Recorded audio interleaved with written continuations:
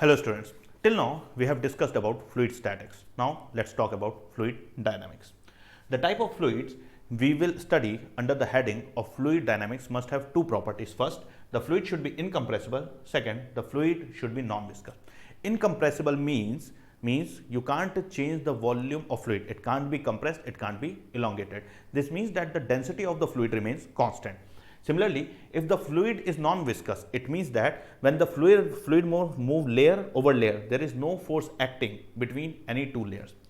Such type of fluid, which is both incompressible as well as non-viscous, is called irrotational fluid. So we can say the type of fluid we are going to study here has to be irrotational fluid.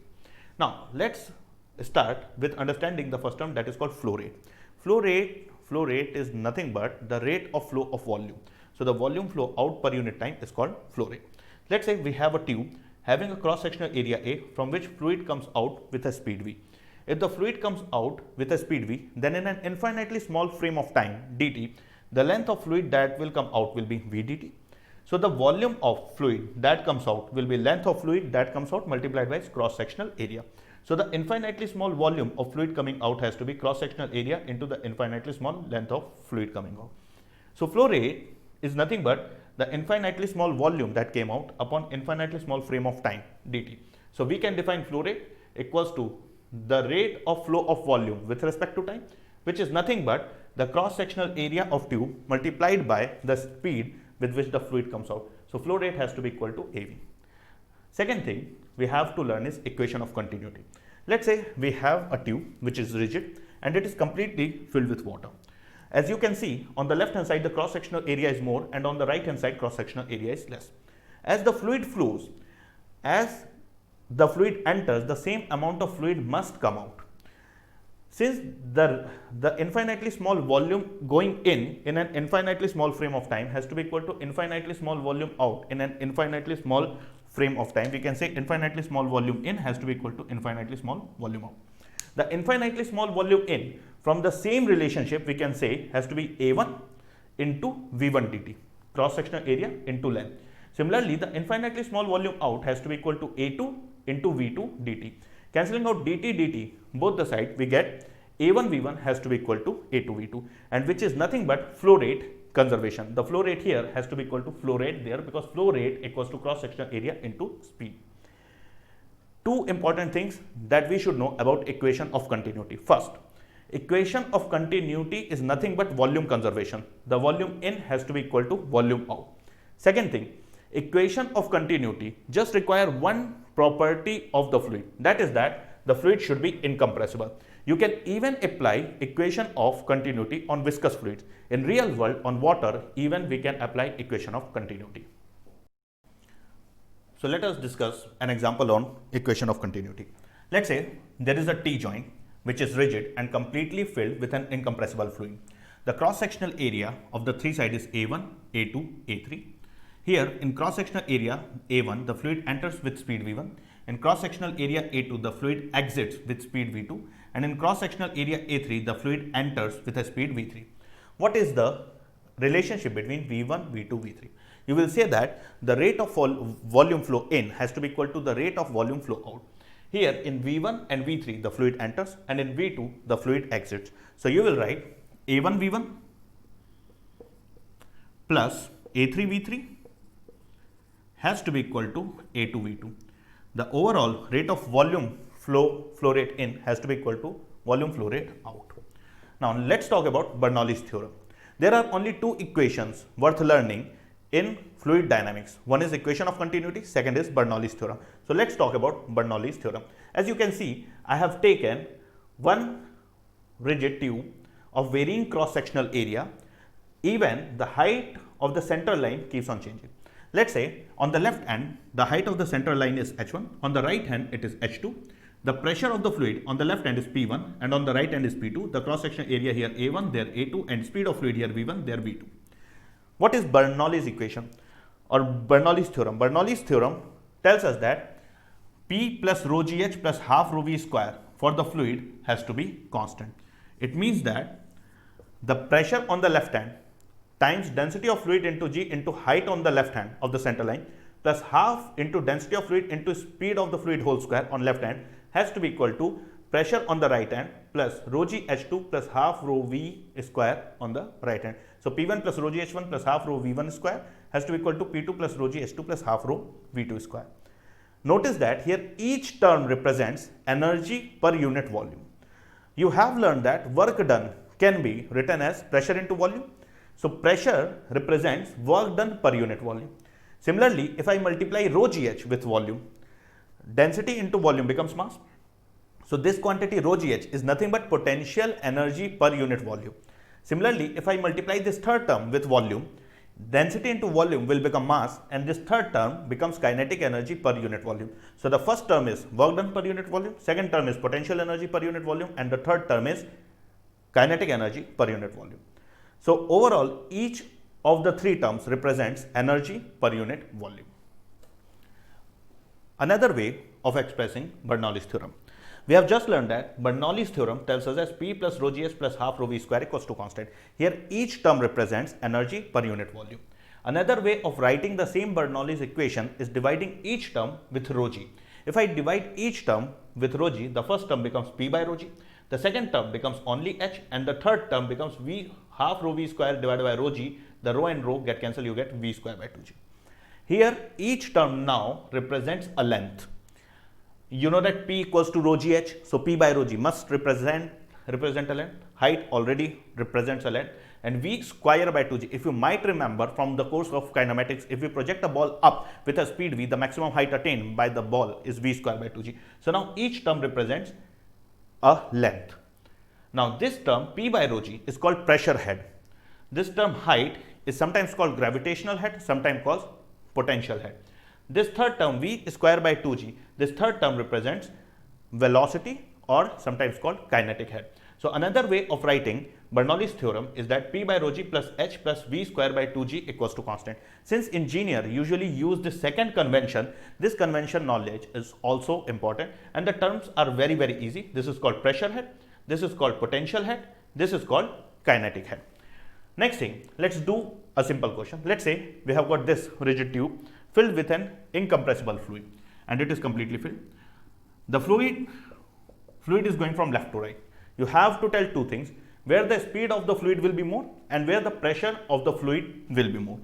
From the equation of continuity, you can say the speed at A multiplied by cross-sectional area at A has to be equal to speed at B multiplied by the cross-sectional area at B. Since on going from left to right, the cross-sectional area decreases, so the speed must increase. So we can say the speed at B has to be more than speed at A. Since on going from left to right, the cross-sectional area decreases, so as to maintain the flow rate, the speed of the fluid must increase. Second thing, where the pressure is more, at A or at B? We get the answer to this question from Bernoulli's equation. Bernoulli's equation tells us that P plus rho gh plus half rho v square equals to constant.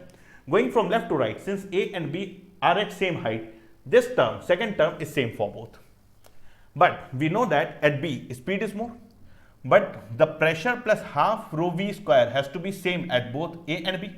Since this term, pressure plus half rho v square has to be same at both places, wherever the speed is more, there the pressure has to be less. Wherever the speed is more, there the pressure has to be less, so that the sum remains a constant. Since the speed at B is more than speed at A, the pressure at B will be less than the pressure at A. So let's talk about venturimeter. Venturimeter is a device used to measure the rate of flow of a fluid. This is the design of a standard venturimeter. Here you can see the cross-section area is more, then it narrows down, then it increases. In the last example, as we have seen, at B the speed will be more, so at B the pressure will be less. So if you look at these two tubes, you can notice that since the pressure at B is less, the height of the fluid connected to the tube at point B is less, because here at B the pressure is less and the pressure at A is more. Now, how do we use venturimeter to measure the flow rate? Venturimeter is a device in which the ratio of these two cross-sectional area, the broad cross-sectional area and short cross-sectional area, is mentioned over the device. We connect it with a pipe carrying some fluid. As the fluid flows at broader cross-sectional area, the pressure is higher, so the height of liquid is higher. At narrower cross-sectional area, the pressure is lower, so height of the fluid is lower. Let's say the difference in these two height is h. of the height of fluid, static fluid above the point A and B. We can use Bernoulli equation to find the flow rate. We can say that PA, the pressure at point A, plus rho g time height of point A above datum, rho gh, plus half rho into speed of fluid at point A whole square has to be equal to PB plus rho gh plus half into rho into speed at point B whole square. You can cancel out the two terms of rho gh and rho gh since they are at same height above the datum. So you get PA minus PB equals to half rho VB square minus half rho VA square. You can write PA minus PB as the difference in pressure, delta P, equals to, you can take half rho common, you will get VB square minus VA square. From the equation of continuity, we know that the cross-sectional area here, A1 into speed at A, has to be equal to cross-sectional area A2 into speed at B. So A1 V1 equals to A2 V2. From here, substituting the value of VB as A1 VA by A2, you get in place of VB square as A1 square VA square by A2 square. So you can write the pressure difference between these 2 points equals to half rho into A1 square VA square by A2 square minus VA square. You can take VA square common on both the side and then you can cancel out rho with rho. So we get VA equals to 2GH upon A1 by A2 whole square minus 1. Or using this you can find VA to be under root of 2GH by A1 by A2 whole square minus 1. I do not remember this formula, neither do I recommend you to. Just focus on the simple derivation and remember that the place where the cross-sectional area is more, there the pressure is more, so the height of the fluid is more in that tube. So now let's do questions based on Bernoulli's theorem. First one, there is a tap which has got the cross-sectional area A and the fluid just come out of this tap with a speed. Determine the cross-sectional area of the stream at a distance h below the tap. As you might have observed in everyday life, if the fluid undergoes a streamline flow, as you go below the tap, the stream becomes narrower and narrower, it becomes tapered. So here, what will be the cross-sectional area of this stream at a distance h below the tap? Let's say at this point, at distance h below the tap, the speed is v, and we have taken this lowest point as the reference point. So since both the points are exposed to atmosphere, the pressure at both the points will be taken as P18. For this topmost point, you will write equation as P18 plus rho gh plus half rho u square has to be equal to, at this lowest point, P18 plus rho g into 0 plus half rho v square. We can cancel out P18. So we get rho gh plus half rho u square equals to half rho v square. Divide each term by rho, multiply by 2, you get 2gh plus u square equals to v square. So v equals to under root of u square plus 2gh. It is very easy to remember. If you throw a ball downward with a speed u, after falling through a height h, its speed comes out to be exactly under root of u square plus 2gh. Now, we can apply equation of continuity from topmost point till this point. Let's say here the cross-section area has to be A. So you can say the speed at top, which is equal to u, into the cross-section area at top A has to be equal to the speed here, which is v, which is nothing but under root of u square plus 2gh.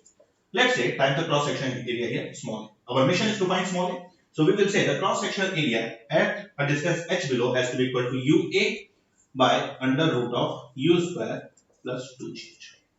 The next question is a very, very important question. There is a tank filled with a fluid up to a height h. There is a small opening, orifice at the base of the tank.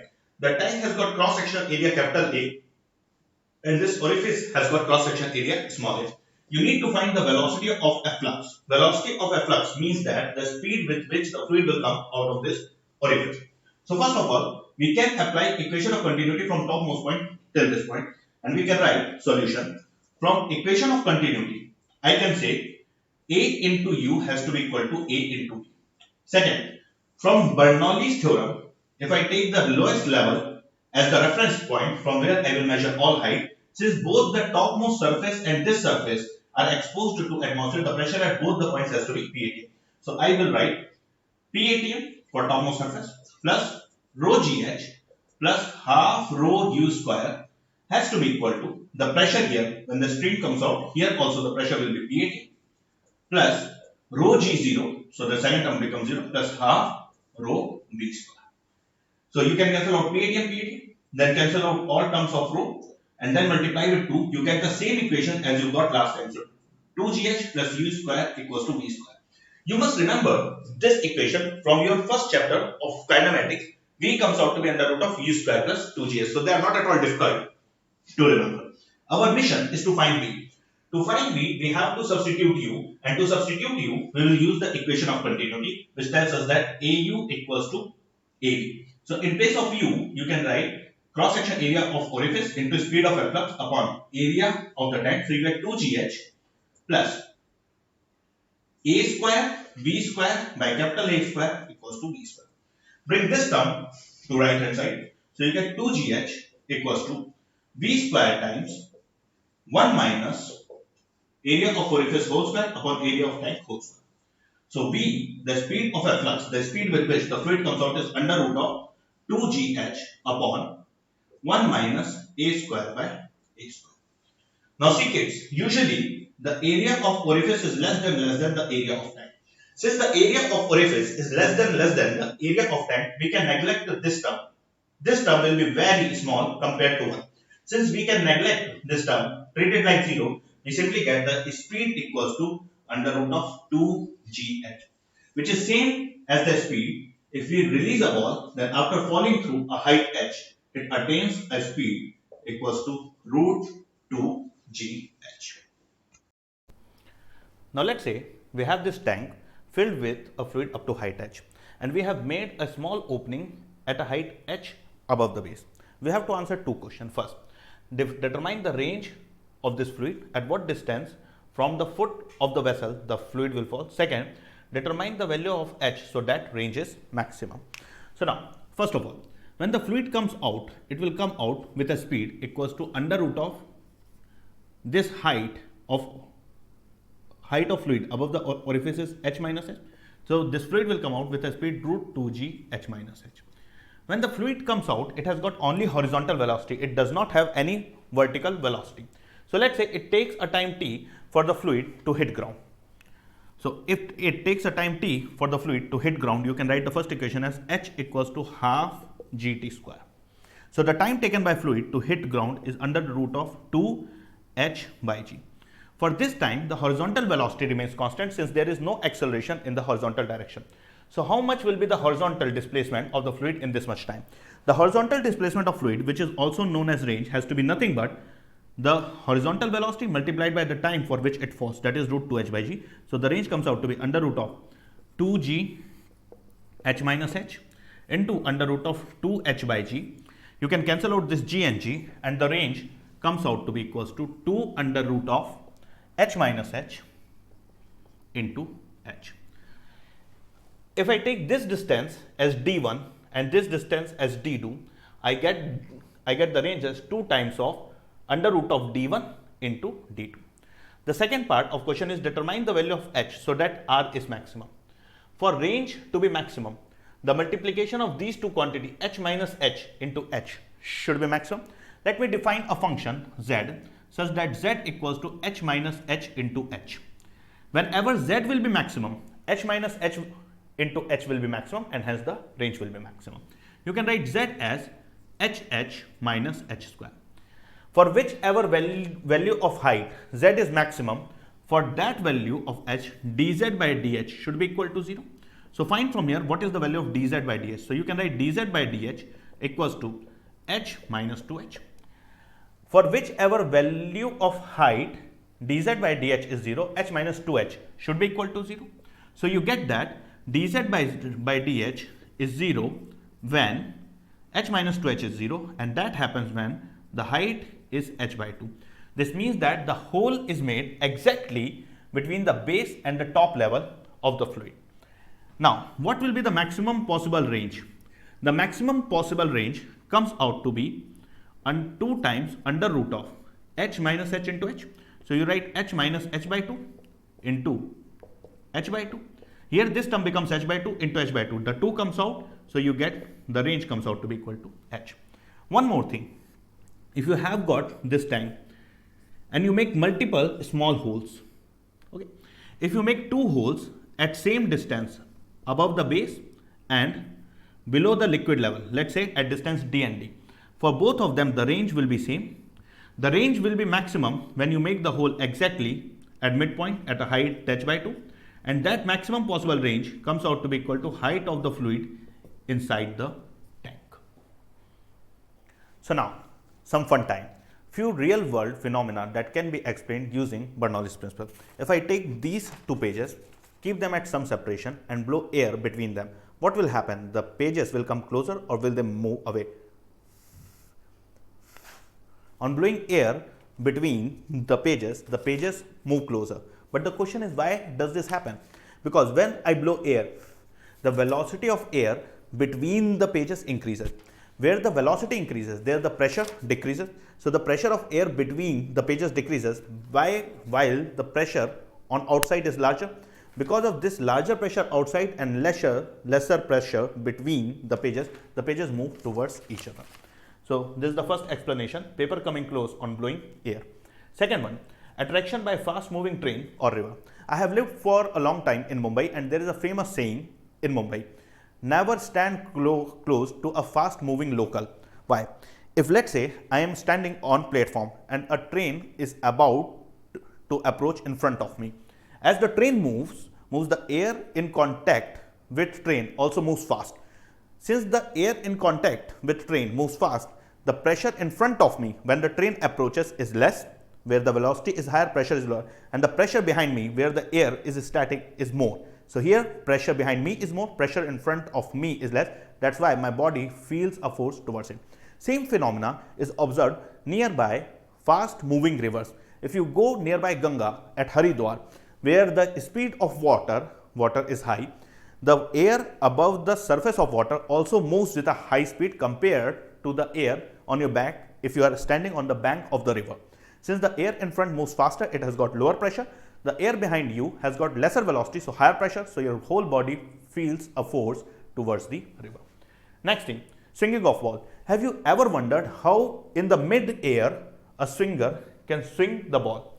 Reason being, you might have seen cricketers keeping one side shiny and one side rough. They do it intentionally, purposefully by rubbing it. If one side is shiny, one side is rough, when you throw the ball, the air velocity on both the sides are different. Since the air velocities are different, the pressure are different. The side on which velocity is higher, on that side the pressure is lower. So the ball, a net force is exerted on ball from high pressure region to low pressure region, and that's why the ball swing. Next, dynamic lift. When the plane flies, how does the wing of the plane get a force upwards? Now let's say this is the side view of the wing of a plane. This wing is elongated. I have just drawn the side view. The air of the top has got more speed than the air at the bottom. We design it in such a way that V1 comes out to be more than V2. If speed on the top is more than the speed at base, the pressure on the top will be less. So P1 has to be less than P2. Now if this wing has an area A, the pressure on the top is P1, the pressure under it is P2. If the pressure under it is more than the pressure above it, the difference in pressure exerts a force upward. This is called dynamic lift, and dynamic lift is nothing but the difference in pressure multiplied by area of wingspan, P2 minus P1 into A. We can find it how?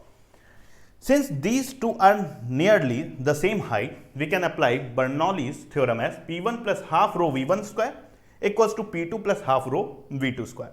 So from here, bringing this P1 to right hand side and this half rho V2 square to left hand side, I can write P2 minus P1 equals to half rho into V1 square minus V2 square. Since the dynamic lift is the difference in pressure into area, and the difference in pressure equals to half rho V1 square minus V2 square, we can even write dynamic lift as half rho V1 square minus V2 square into the area of the blade. Last thing, when winds blow, the roof of hut many a time flies out. Why? The air blowing out has got high speed. The air inside the hut is at rest. So the air outside has got high speed, it has got lower pressure. The air inside has got less speed, it has got higher pressure. So inside hut higher pressure, outside hut lower pressure. So a net uplift acts on the roof, and that's why many a time the roof flies off. So future doctors, now let's learn how people die of heart attack. Let's say this represents a vein in my body and blood flows through it. Because I have bad eating habits, some cholesterol gets deposited in my veins or arteries. Because of this, the pathway available for blood to flow decreases. Since the pathway decreases, since the cross-sectional area decreases, the speed of the blood flowing from here increases. Since the speed of the blood flowing from this narrow channel increases, the pressure here inside will be lesser. The greater will be the speed of blood flowing, the lesser will be the pressure inside. If the pressure inside is less than the pressure outside, this particular valve will become even narrower, because inside pressure is less, outside pressure is more. As it becomes narrower, the blood speed even increases, because of which the pressure even decreases and it keeps on becoming narrower and narrower. Once it collapses, that is called heart attack. So you should know how people die because of heart attack. So the next topic we have to learn is viscosity. When fluid move layer over layer, if the two consecutive layers have got some difference in speed, then a type of force acts which is called viscosity. Now let's say this is a river. The bed of the river is at rest and the top layer of river moves with a speed v. It is very obvious that the water in contact with the bed is at rest, but the water at top moves with a higher speed. So as I move from the bed of the river to the surface, the speed of water continuously increases. Let's say I go at some random height and think of two layers very close by, such that these two layers are separated by distance dx.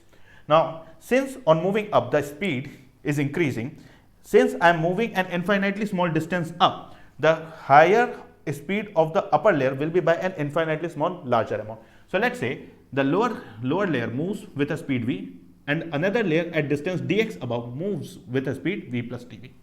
Because of the difference in speed, some force will be applied by lower layer on upper layer and upper layer by lower layer. Lower layer will apply a backward force on upper layer, while upper layer will apply a forward force on the lower layer.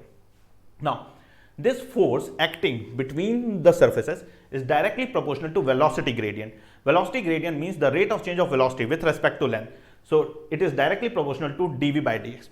This force acting is also directly proportional to the area in contact. The more the area in contact, the more is the force, the less the area in contact, the less is the force. So then we add up a proportionality constant and we write F equals to minus Na dv by dx. This particular equation is called Newton's law of viscosity.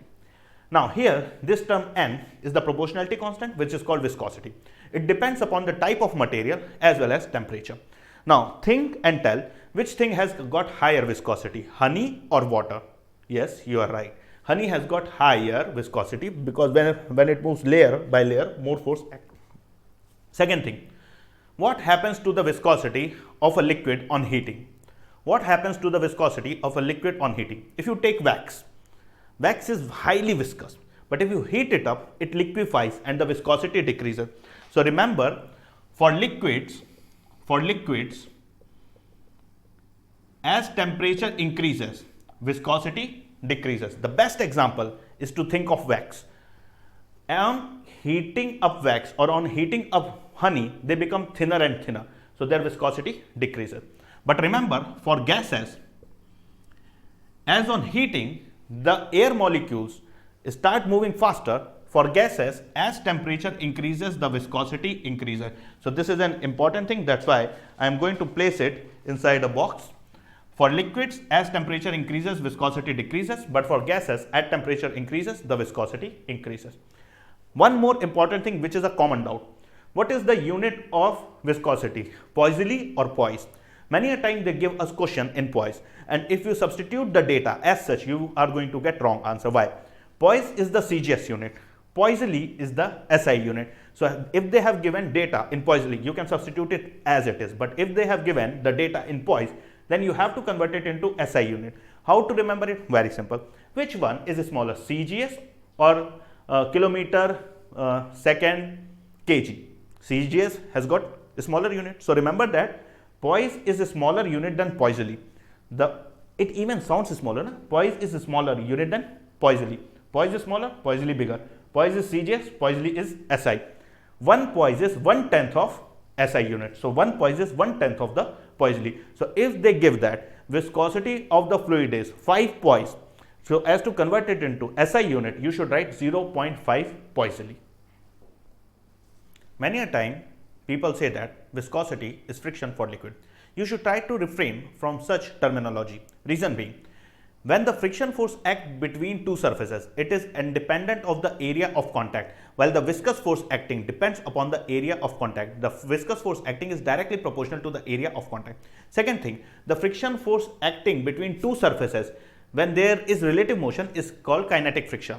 The kinetic friction acting between the two surfaces is independent of the relative velocity, but the viscous force acting depends upon the relative velocity. It depends upon the velocity gradient. That's why one should not treat them as one and the same thing. So now moving on to two examples. The first example, there is a boat of base area A moving with a speed V on a viscous fluid of viscosity N in a river of depth D. Question is, find force and power required to move the boat with the constant velocity. As the boat moves forward, the fluid will apply a backward viscous force. This backward viscous force will be nothing but viscosity into area into contact into velocity gradient. Now, the water at the bed of the river will be at rest, but the water in contact with the boat will have the same speed v. So, the velocity gradient here is nothing but v by d. Second part, what is the power required to move this boat with a constant velocity? If the force required to move this boat with a constant velocity is NAV by d, then the power required has to be force times velocity. So, the power required will be simply equal to NAV by d, force times velocity. So, you simply get NAV square by d. Let's say there is a card of area A moving in a fluid trapped between two fixed surfaces. So, as shown, there are two fixed surfaces. Between them, you have a fluid of viscosity neta, and there is a card of area A moving with speed v. So, what is the force required to move this card with a constant velocity? The fluid above this card will apply a viscous force backward, as well as the fluid below this card will also apply a force backward. So, the net force required to keep it moving with a constant velocity has to be equal to the viscous force from top plus the viscous force from bottom. What will be the viscous force acting from top? Viscosity into area into velocity gradient. At top layer, the velocity of fluid in contact with the top surface at rest is 0. The velocity of fluid in contact with this card is v. So, NAV by d plus F2, that will be nothing but NAV by d1 and AV by d2. So, the force required equals to NAV into 1 by d1 plus 1 by d2. In the next session, we will cover Stokes' law as well as surface tension.